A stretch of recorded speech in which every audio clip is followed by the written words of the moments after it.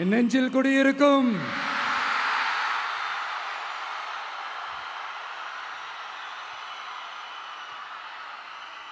தமிழக மக்கள் உங்கள் அனைவருக்கும் என்னுடைய வணக்கமும் என்னுடைய நன்றிகளும். குறிப்பா திருச்சி கிழக்கு தொகுதி மக்கள் உங்கள் அனைவருக்கும் என்னுடைய ஸ்பெஷல் வணக்கமும் ஸ்பெஷல் நன்றிகளும். இதை நான் ஏன் இப்படி சொல்றேன்னா, என்னை இப்போ பெரம்பூர் தொகுதி எம்எல்ஏன்னு தான் சொல்லுவாங்க. பட் ஆனால் அது எலெக்ஷன் கமிஷனோட அந்த சட்ட விதிகளுக்கு மட்டும்தான் அப்படி. ஆனால் என்னை பொறுத்த வரைக்கும், தமிழ்நாட்டை பொறுத்த வரைக்கும், தமிழ்நாட்டுக்கு எப்படி திருச்சி ஒரு இதயம் மாறியோ, அந்த மாதிரி என்னோட இதயத்துக்கு திருச்சி கிழக்கு தொகுதி மக்களும் ரொம்ப ரொம்ப ரொம்ப க்ளோஸ் தான். அதில் எந்த மாற்றமும் கிடையாது. சரிங்களா?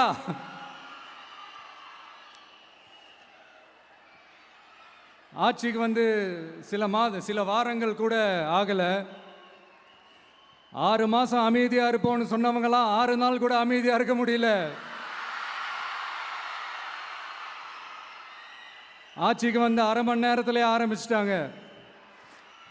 பாவம், ஒரு கல்யாண வீட்டிலலாம் போய் புலம்பிட்டு இருக்காங்க. நான் சொன்னதெல்லாம் நடக்குதா? 1 by 1 எல்லா புலம்பல்ஸும். அது மாதிரி இத்தனை வருஷமா மாற்றி மாற்றி உங்களை ஏமாத்திக்கிட்டு இருந்த இந்த 2 பேரையும் வேண்டாம்னு சொல்லி ஒதுக்கிட்டு உங்களுக்காக உண்மையா உழைக்க வந்த உங்க விஜய, உங்க அண்ணனை, உங்க தம்பிய முதல் அமைச்சரா இல்ல முதல் சேவகனா ஆக்கியிருக்கிறீங்க. தலை வணங்கி ஒட்டுமொத்த தமிழக மக்களுக்கும் இந்த நேரத்தில் என்னுடைய நன்றியை தெரிவிச்சுக்கிறேன். இந்த நேரத்தில் எங்களுக்கு ஆதரவு தெரிவித்த அத்தனை இயக்கங்களுக்கும், அத்தனை இயக்கத்தின் தலைவர்களுக்கும் மீண்டும் என்னுடைய நன்றியை தெரிவிச்சுக்கிறேன்.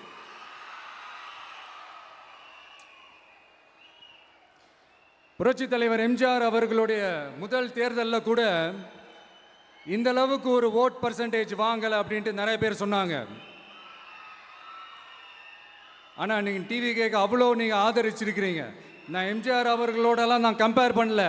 எம்ஜிஆர் தான். ஆனால் நாம பெரியார், அண்ணா, எம்ஜிஆர் அவர்கள் வழியில் ஒரு அன்பா உழைக்க வந்த உங்க விஜய், அவ்வளவுதான்.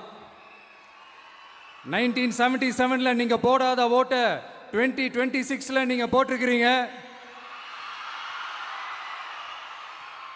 என்ன ஒண்ணு, இன்னும் கொஞ்சம் அதிகமா ஆதரிச்சிருந்தீங்கன்னா கொஞ்சம் நல்லா இருந்திருக்கும். பட் பரவாயில்ல, ஃபியூச்சரில் வரப்போகிற எல்லா தேர்தலையும் உங்களுடைய முழு சப்போர்ட்டை என்னால் வாங்க முடியுன்ற அந்த ஒரு நம்பிக்கை இப்போ என் மனசுல ரொம்ப ஆழமா பதிஞ்சிருக்கு. ஏன்னா நீங்க அமைச்சு கொடுத்திருக்கிற இந்த ஆட்சியில எல்லா நன்மைகளையும் நீங்க கண்கூடா பார்க்க தான் போறீங்க அப்படின்ற அந்த கான்ஃபிடன்ஸும் இப்போ என் மனசுல ரொம்ப ஆழமா பதிஞ்சிருக்கு.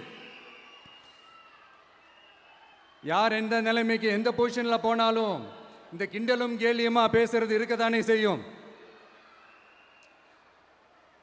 நம்மளை பத்தி, நம்ம அரசியலை பற்றி, நம்ம பேச்சை பற்றி இந்த கிண்டலும் கில்லியமா பேசிட்டு தானே இருப்பாங்க. அவங்க எல்லாருக்குமே என் சைட்லேருந்து ஒரே ஒரு ரிக்வெஸ்ட், தயவு செஞ்சு நிப்பாட்டிடாதீங்க. தயவு செஞ்சு கண்டினியூ பண்ணுங்க. நீங்க தான் என்னோட எனர்ஜி ஃபோர்ஸு. நீங்க பேசிக்கிட்டே இருங்க. நான் மக்களுக்கு தேவையான நல்லதை செஞ்சுக்கிட்டே இருப்பேன். அடுத்து இப்போ நம்ம புதுசாக அந்த சூட்லாம் போட்டு வரோம்ல, அதை பற்றி கூட நிறைய பேர், ஏன் நாமெல்லாம் கோட் சூட்லாம் போடக்கூடாதா? அதிகாரம் செய்கிறவங்களும் ஆதிக்க சக்திகளும் மட்டும்தான் கோட் சூட்லாம் போடணுமா என்ன? அப்பெல்லாம் எதுவுமே கிடையாது. நான் என்ன கலராக போட்டு வரேன், 2 கலர். நம்ம எல்லாரும் மனசு மாதிரியே பிளாக் அண்ட் ஒயிட்.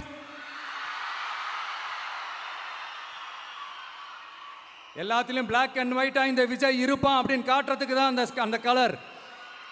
அடுத்து அந்த பிளாக் கூட யாரை குறிக்கும் எதை குறிக்கும்ன்றது நான் சொல்லி தான் தெரியணும்னு அவசியம் இல்லை, அது உங்களுக்கே நல்லா தெரியும்.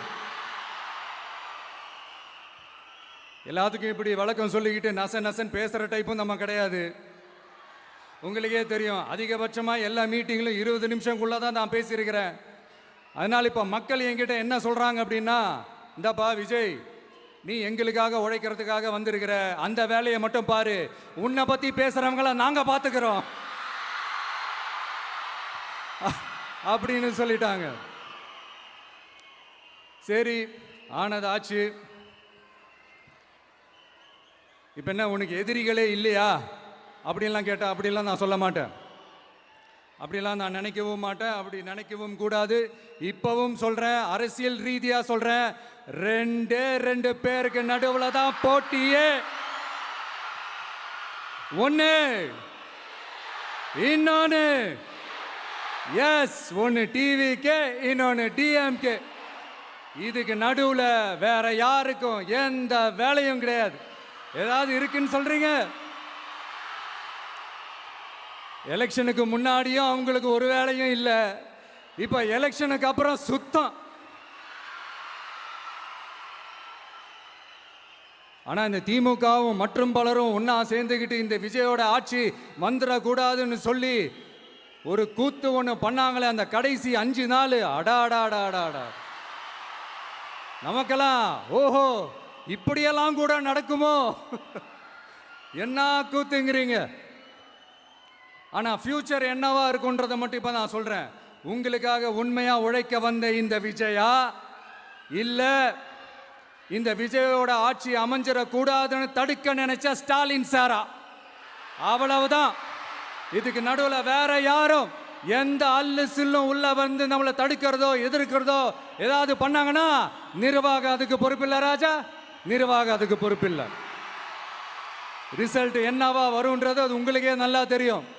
நம்மளை ஏளனமா பேசுறதா நினைச்சு அவங்களுக்கு ஆப்பு வச்சுக்கிறாங்க.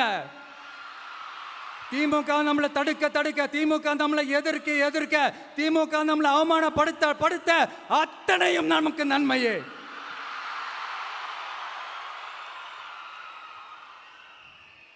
ஒன்று கவனிச்சிங்களா மக்களே, நம்ம ஆட்சிக்கு வந்ததுக்கு அப்புறம் ஒரு விஷயம் ஒன்று நடந்துகிட்டு இருக்கு. இது இந்த ஜென்சி தலைமுறையை அட்ராக்ட் பண்றதுக்காக இங்கிலீஷ் தமிழ் கலந்த அறிக்கை, அது சொல்ல வந்த நினைச்சிங்களா? அந்த காமெடி எல்லாம் கிடையாது. அடுத்து இந்த ரியாலிட்டியை மறந்துட்டு இந்த ரீல்ஸ் போடுறது, அது சொல்ல வந்தீங்களா? அந்த காமெடியும் கிடையாது. இது சீரியஸாக ஒரு விஷயம் நடந்துகிட்டு இருக்கு. முன்னெல்லாம் சட்டசபையில் யார் பேசுனா நமக்கு என்ன, யார் அடிச்சுக்கிட்டா நமக்கு என்னன்னு இருந்த கூட்டம்லாம் இப்போ சட்டசபையில் என்ன நடக்குது, என்ன பேசிக்கிறாங்கன்றது ரொம்ப உன்னிப்பாக கவனிக்கிறாங்க. கவனிச்சிங்களா? திமுக ஸ்டைல்லையே சொல்லணும்னா ரீல்ஸ் போட்ட கூட்டம்லாம் இப்போ நியூஸ் பார்த்துக்கிட்டு இருக்கிறாங்க. அதில் நமக்கு சந்தோஷம் தான், பெருமை தான். நம்மளுடைய யங்ஸ்டர்ஸ், நம்ம பெண்கள் எல்லாம் அந்த அரசியல் என்னன்னு தெரிஞ்சுக்கணும், அந்த அரசியல் என்னன்னு புரிஞ்சுக்கணும்னு அப்படி ஒரு விழிப்புணர்வு ஏற்பட்டிருக்கு. அதில் எங்களுக்கு சந்தோஷம்தான். இதெல்லாம் யாரால நடந்திருக்கின்றது நான் சொல்லி தான் உங்களுக்கு தெரியணும்னு அவசியம் இல்லை, அது உங்களுக்கே நல்லா தெரியும். இப்படிப்பட்ட நம்ம தெய்வங்களை, இப்படிப்பட்ட நம்ம மக்களை தற்குறின்றது இன்னமும் சொல்லிக்கிட்டு இருக்கிறாங்க. நான் காஞ்சிபுரத்தில் சொன்னதை தான் இங்கே நான் திரும்பவும் ரிப்பீட் பண்ணுறேன்.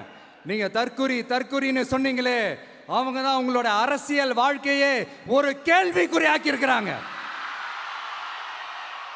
கேள்விக்குறி ஆக்கிட்டாங்க, இன்னமும் ஆக்க போறாங்க. அன்னைக்கு நான் சொன்னப்போ சிரிச்சவங்களாம் இன்னைக்கு என்ன பண்ண போறாங்களோ. உண்மையை சொன்னாதான் அந்த கூட்டத்துக்கு கசக்குமே. உண்மையிலே நீங்க மக்கள் மனசை புரிஞ்சு வச்சிருந்தீங்கன்னா நீங்க இப்படி மக்களை தப்பாவே பேசியிருக்க மாட்டீங்க. அது என்ன, அப்புறம் அரசியல் புரிதல் இல்லாம மக்கள் நமக்கு ஓட்டு போட்டுட்டாங்களாம். இந்த கவர்ச்சியில மயங்கி மக்கள் நமக்கு ஓட்டு போட்டுட்டாங்களா? நான் என்ன, சரி விடுங்க.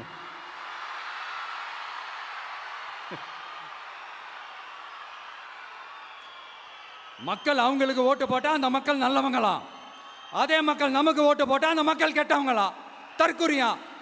இதே மக்கள் தான் இத்தனை வருஷமா அவங்களுக்கு ஓட்டு போட்டுட்டு இருந்தாங்க. உங்களுக்கு மட்டும் என்ன, வேற ஏதாவது பிளானட்ல இருந்து குதிச்சு ஓட்டு போட்டு போனாங்களா? தற்கொரியாமா, தற்கொரி நல்லா வருது, வேணான்னு பாக்குறேன். எங்க அண்ணன் விஜயகாந்த் அண்ணன் சொல்ற மாதிரி, அண்ணா அவர்கள் ஆரம்பிச்ச கட்சியை ஒரு அடிமை கூடாரமா ஆக்குனது யாருங்க சார்? இப்படியெல்லாம் ஆக்கிட்டு உண்மையை சொல்லு உடன்பிறப்பேவா. உங்களோட அந்த உண்மையான உடன்பிறப்புக்கெல்லாம் என்ன சொல்றாங்க தெரியுமா சார்?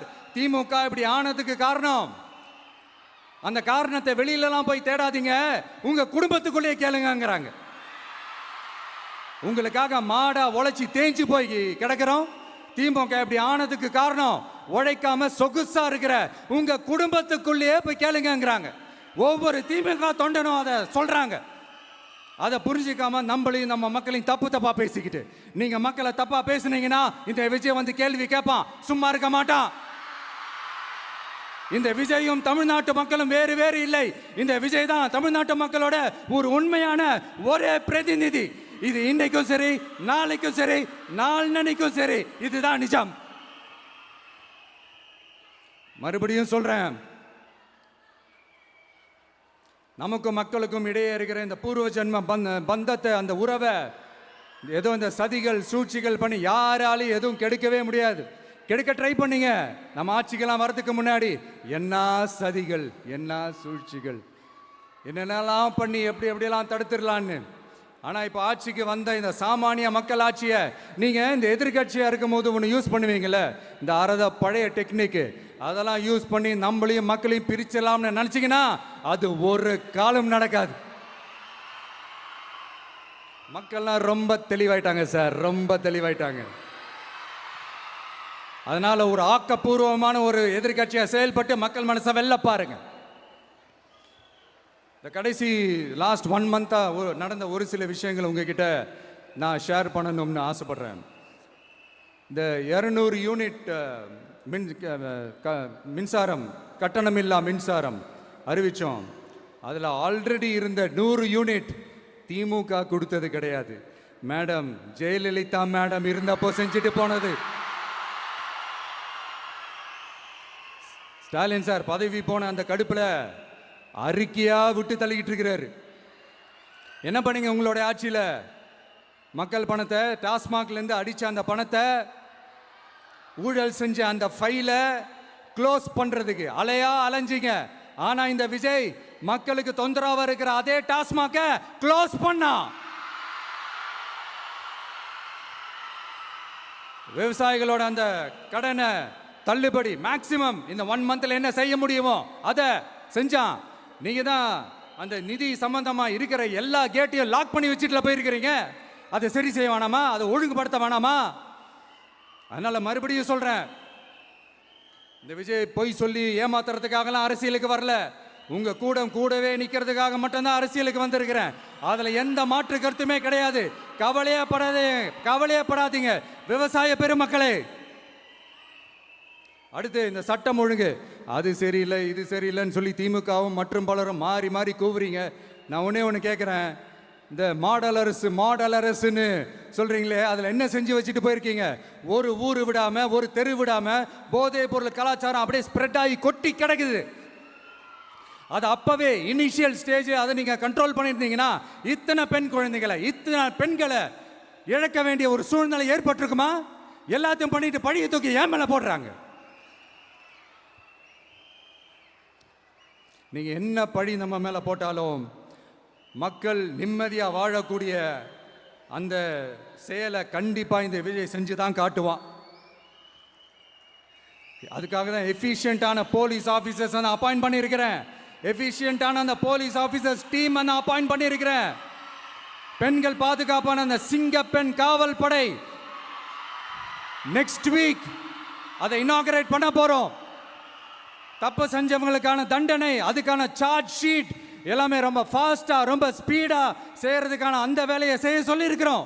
கோர்ட்டில் கூட தப்பு செஞ்சவங்களுக்கான அந்த கடுமையான தண்டனை வாங்கி கொடுக்கறதுக்கான அந்த வேலையையும் ரொம்ப சீக்கிரமாக செய்ய சொல்லியிருக்கிறோம். அதனால் நீங்கள் என்ன பழி நம்ம மேலே போட்டாலும் உண்மையாக உறுதியாக மக்களுக்கு தேவையான எல்லா விஷயங்களையும் இந்த விஜய் செஞ்சு தான் காட்டுவான். இப்படியெல்லாம் நம்ம சொல்கிறதுனால இவங்க என்ன சொல்லுவாங்க தெரியுமா?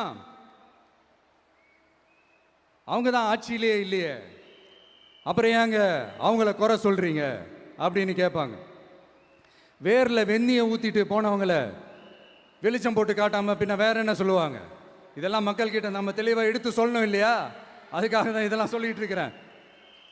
நம்ம மக்களுக்காக இவ்வளோ வேலை பார்க்குறோம், ஆனால் இவங்க அதையெல்லாம் விட்டுட்டு குதிரை பேரம் பண்ணுறாரு, அது பண்ணுறாரு, இது பண்ணுறாருன்னு சொல்லிட்டு தப்பு தப்பாக கதையெல்லாம் அடித்து விட்டுக்கிட்டு இந்த தீய சக்தியும் தீந்து போன சக்தியும் அதாங்க திமுகவும் மற்றும் பலரும் ஒன்னா சேர்ந்துக்கிட்டு திருட்டுத்தனமா யாருக்கும் தெரியாம ஒரு ஓரமா மூலையில உட்கார்ந்துட்டு பேரம் பேசி கூட்டு சேர்ந்து ஆட்சி அமைச்சு கொள்ளையடிக்க திட்டம் போட்டாங்க. அது ஏன் தெரியுமா? உங்களோட இந்த டிவிக்கு ஆட்சி அமைஞ்சா அவங்க பொழப்பே போயிடும். அந்த கொள்ளையடிக்கிறது, லஞ்சம், ஊழல் எல்லாமே கத்தம் கத்தம். அதான் இந்த காரணம். அடுத்து ஸ்டாலின் சார், திமுக வந்து இப்போ தீய சக்தி மட்டும் இல்ல, மக்களை விட்டு ரொம்ப தூரமா போன தூர சக்தி, ஓர சக்தி, கோர சக்தி, பார சக்தி. நீங்க எப்போ இந்த தீந்து போன சக்தியோட நீங்க கூட்டு சேர்ந்துக்கிட்டு ஆட்சி அமைக்கணும்னு நினைச்சீங்களோ, அப்பவே இந்த திமுக தூர்ந்து போன சக்தியாகவும் ஆயிடுச்சு. நீங்களாம் நம்மளை பத்தி அவதூறு பேசலாமா சார்? இது நியாயமா? மக்களை இவ்வளவு பெரிய மக்கள் சக்தி நம்மளோடு இருக்கும் போது நமக்கு எதுக்கு வேற அரசியல்? எலெக்ஷன்ல 50-60 வருஷமா இருந்த சாதிய உடைச்சிருக்கிறோம், மதத்தை உடைச்சிருக்கிறோம், காசு கொடுத்து ஓட்டு வாங்கறத உடைச்சிருக்கிறோம். நாம எது செஞ்சாலும் கான்ஸ்டிடியூஷன்ல தான் செய்வோம். நாம சிங்கிள் மெஜாரிட்டி வாங்கி இருந்தாலும் நம்மளை நம்பி முறையா கூட்டணியில கட்சியில ஆதரிக்க வர்றவங்களை அரவணைச்சு தான் இருப்போம். நான் இப்பவும் மீண்டும் டிக்ளேர் பண்றேன், டிவிகே ஆட்சி எந்த பாகுபாடும் இல்லாம எல்லாருக்குமான ஒரு ஆட்சியா தான் இருக்கும். அதுல எந்த மாற்றமும் கிடையாது. ஸ்டாலின் சார் மாதிரி ஊசலாட்டம் இருக்கவே இருக்காது. மதச்சார்பற்ற கொள்கையில சமரசமே இல்லை. மாநில உரிமைகளை விட்டு கொடுக்கவே மாட்டோம். நதி நீர் உரிமைகளை விட்டு கொடுக்கவே மாட்டோம். சமூக நீதி, சம நீதிய, சமத்துவ நீதிய ஒரு நாளும் விட்டு கொடுக்கவே மாட்டோம். அதனால திருச்சி கிழக்கு தொகுதி மக்களே, தமிழ்நாட்டில் இருக்கிற 234 தொகுதியும் நம்ம தொகுதி தான். அதுல எந்த கட்சி ஜெயிச்சிருந்தாலும் அது நம்ம தொகுதி தான். பெரம்பூரா இருக்கட்டும், திருச்சி கிழக்கா இருக்கட்டும், எனக்கு 2 கண்கள் மாதிரி. அதுலயும் திருச்சி கிழக்கு என் செல்ல புள்ள மாதிரி. அதனால வரப்போற இடைத்தேர்தல்ல உங்க வீட்டில் இருக்கிற ஒருத்தரை, உங்கள ஒருத்தரை தான் வேட்பாளரா நிக்க வைக்க போறோம். நீங்க எப்படி இந்த விஜய்க்கு ஆதரவு கொடுத்து ஓட்டு போட்டு ஜெயிக்க வச்சீங்களோ, அதே மாதிரி வரப்போற இடைத்தேர்தல்ல உங்களுடைய அந்த வேட்பாளரையும் ஜெயிக்க வைப்பீங்கன்ற அந்த ஒரு நம்பிக்கை நான் முழுமையாக தான் நம்புறேன். உங்களுக்காக உழைக்க வந்திருக்கிறேன். உங்களுக்காக எல்லா விஷயத்தையும் நான் பார்த்து பார்த்து செய்வேன். ஊழல் இல்லாத, லஞ்சம் இல்லாத ஒரு ஆட்சியை நான் கொடுப்பேன். I understand. ஒரே நாள் அது நடக்காததான், மேஜிக் இல்லை. பட் ஒரு நாள் அதை நான் நடக்க வைப்பேன். எனக்கு இப்ப வேற எந்த வேலையும் இல்லை உங்களுக்காக உழைக்கிறத தவிர. என் கடன் இனி என் மக்களுக்கு பணி செய்து கிடைப்பதே. மீண்டும் என்னை ஜெயிக்க வச்ச தமிழக மக்களுக்கும் திருச்சி கிழக்கு தொகுதி மக்களுக்கும் மீண்டும் என்னுடைய நன்றியை தெரிவிச்சுக்கிட்டு கான்பிடண்டா இருங்க, நல்லதே நடக்கும், வெற்றி நிச்சயம். மீண்டும் சந்திக்கும் வரை நன்றி, வணக்கம்.